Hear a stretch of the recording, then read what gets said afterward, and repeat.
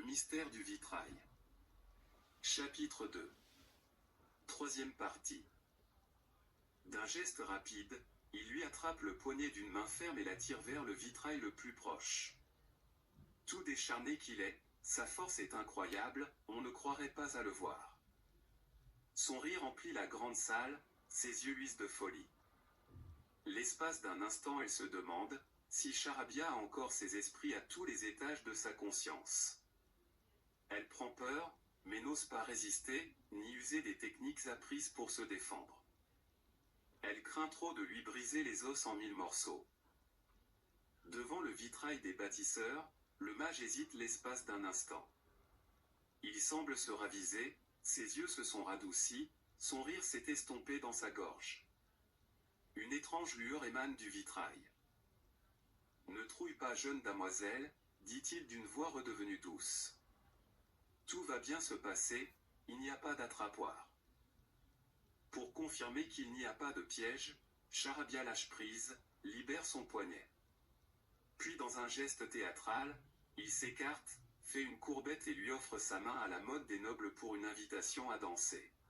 « J'espère bien, répond-elle, en jetant un regard circonspect vers la main tendue.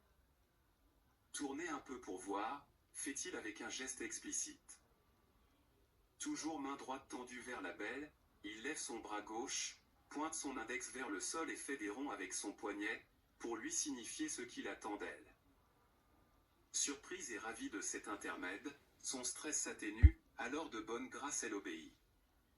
Piquée au jeu, elle se revoit posée devant le photographe pour les castings.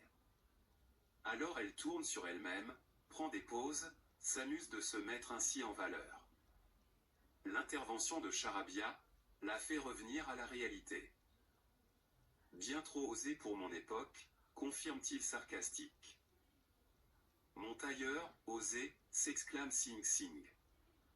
Vous vous moquez. Il n'y a pas plus classique et moderne à la fois. Que nenni Bachelet. Là où nous allons, vaut mieux paraître bagasse, pour ne pas bataculer les esprits. D'un, je ne suis plus une jeune fille, je suis une femme. De deux, je suis une artiste, pas une ribaude des temps ici je bouscule vos bonnes mœurs. Faut tout de même remédier à votre paraître, insiste Charabia. Sans lui laisser le temps de s'insurger à nouveau, le mage entonne une formule dans un langage étrange, fait des gestes dans les airs, agite les mains. Une brume étrange naît de nulle part. Elle enveloppe Sing Sing figée de stupeur, la nimbe d'un linceul opaque, perturbée par des éclairs. Sing Sing sent ses vêtements s'évaporer, choquée elle reste sans voix.